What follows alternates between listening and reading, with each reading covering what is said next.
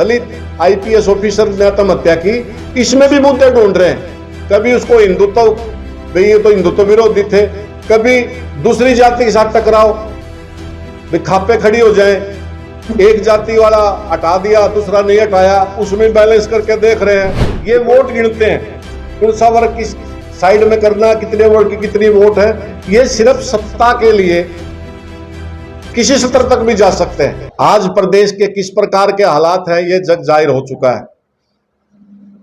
प्रदेश सरकार हर मोर्चे पर तो फेल थी, लेकिन दलित उत्पीड़न के सरकार ने सारे रिकॉर्ड तोड़ करके रख दिए। मानसिक सोच होती है और वर्षों से उत्पीड़न झेल रहा दलित वर्ग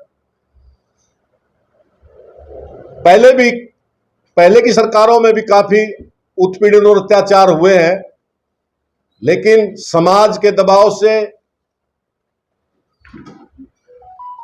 या राजनीतिक व्यवस्था के चलते उन पर एक्शन हुए, कड़ी कार्रवाइयां हुई।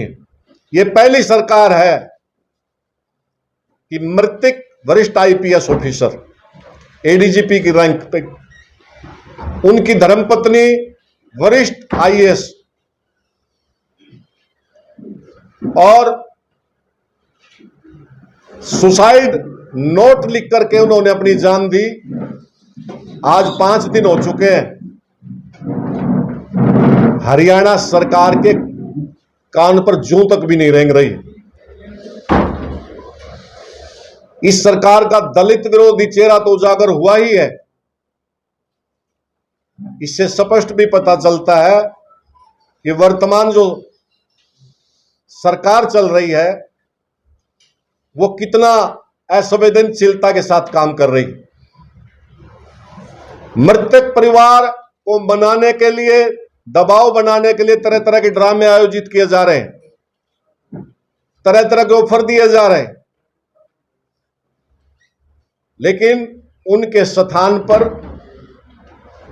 दोषियों के खिलाफ जो परिवार की मांग है कि उनको पदों से हटा करके गिरफ्तार करो, उसके लिए सरकार अभी तक भी टस से मस नहीं हुई।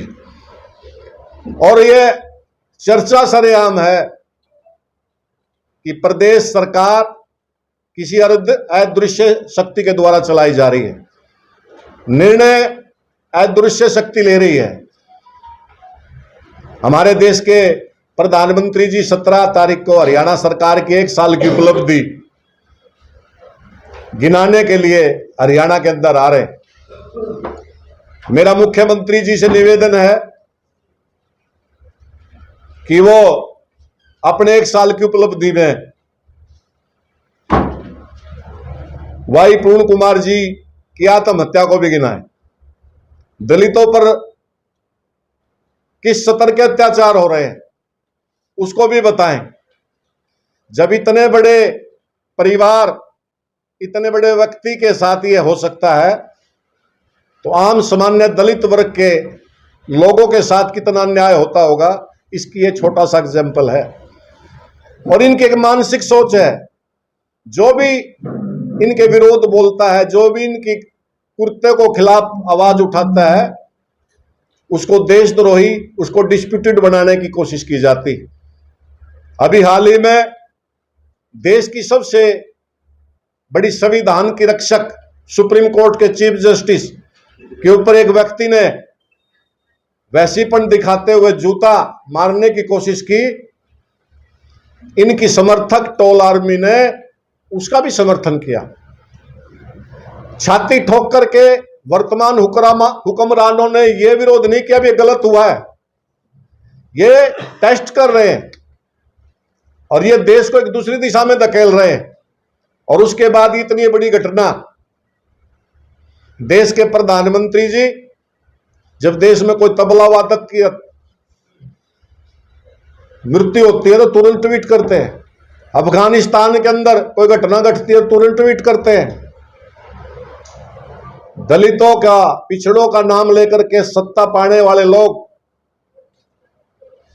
सबसे ज्यादा आज पिछड़ों पर, दलितों पर अत्याचार कर रहे हैं।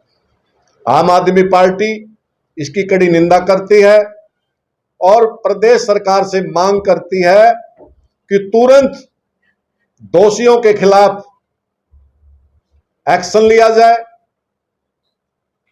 मुख्यमंत्री जी कहते हैं कि दोषी कितना बड़ा हो बख्शा नहीं जाएगा। कब नहीं बख्शा जाएगा? सुसाइड नोट सामने है, पीड़ित परिवार ने कंप्लेंट दी है, करो गिरफ्तार, करो कार्रवाई। और हैरानी की बात है, टैक्टिस खेली जा रही है। दबाव में एफआईआर दर्ज करनी पड़ी तो कॉलम नंबर 7 में अभियुक्तों का नाम खाली छोड़ दिया गया। कभी कोई धारा घटाई जा रही है, कभी धारा बढ़ाई जा रही है। उनकी मृत्यु को भी मजाक बना करके रख दिया है। जीते जी तो उनको चैन से जीने नहीं दिया, मरने के बाद भी उनको ये लोग मोक्ष नहीं लेने दे रहे। प्रदेश, देश की जनता सब कुछ देख रही है।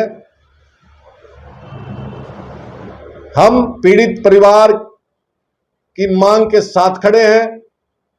पीड़ित परिवार और समाज जो भी निर्णय लेगा, आम आदमी पार्टी उसमें कंधा से कंधा मिला करके खड़ी होगी। लेकिन इस मुद्दे पर हम राजनीति नहीं करना चाहते, ना राजनीति आम आदमी पार्टी करती। हमारी स्पष्ट मांग है, संविधान के अनुसार सारे साक्ष्य मौजूद हैं। डाइंग डिक्लेरेशन एविडेंस एक्ट के तहत डाइंग डिक्लेरेशन एक्सेप्टेबल है, एडमिसिबल है। मृतक ने सारे एविडेंस दे करके गए हैं, तो किस चीज की देरी हो रही है?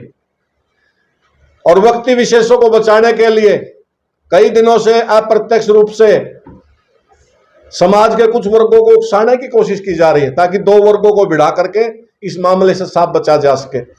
लेकिन ये समाज सारी बातें समझ चुका है। हम इसकी कड़ी निंदा के साथ साथ सरकार से मांग करते हैं, तुरंत दोषियों को हटा करके उनको पदों से गिरफ्तार करो, न्याय दो। न्याय सिर्फ होना ही नहीं चाहिए, समाज में दिखना भी चाहिए। और ये तो चाहते हैं, ये इनका यूएसपी है। ये जहां जहां बीजेपी सत्ता में आती है उस प्रदेश को किसी न किसी चीज की लेबोरेटरी बनाती है। गुजरात को किसी चीज की लेबोरेटरी बनाई थी, उत्तर प्रदेश को किसी चीज की लेबोरेटरी बनाई थी। ये हरियाणा प्रदेश को भी जातिगत लेबोरेटरी बनाना चाहते हैं, टेस्ट कर रहे हैं और लोगों की पेशेंस और धैर्य को परख रहे हैं। और ये इनके लिए मानव जीवन, रोजगार, विकास ये मुद्दे नहीं है, सुशासन ये मुद्दे नहीं है। ये वोट गिनते हैं, कौन सा वर्ग किस साइड में करना, कितने वर्ग की कितनी वोट है। ये सिर्फ सत्ता के लिए किसी स्तर तक भी जा सकते हैं। लेकिन आहिस्ता आहिस्ता किसान आंदोलन में इन्होंने किसानों को राष्ट्र विरोधी, देशद्रोही घोषित करने की कोशिश करी, समाज के अन्य वर्गों की भावनाएं उद्वेलित की, पहलवानों के आंदोलन में करी, सोनम वांगचुक के आंदोलन में करी, शाहीन बाग में करी। अब ये जो दलित आईपीएस ऑफिसर ने आत्महत्या की, इसमें भी मुद्दे ढूंढ रहे हैं। कभी उसको हिंदुत्व, भाई ये तो हिंदुत्व विरोधी थे, कभी दूसरी जाति के साथ टकराव, भाई खापे खड़ी हो जाए, एक जाति वाला हटा दिया, दूसरा नहीं हटाया, उसमें बैलेंस करके देख रहे हैं भी कोई वर्ग खुश होता है। लेकिन ये काफी इनके टोटके पुराने हो चुके हैं, जनता समझ चुकी है और ये इनको आने वाले समय में भारी पड़ेंगे।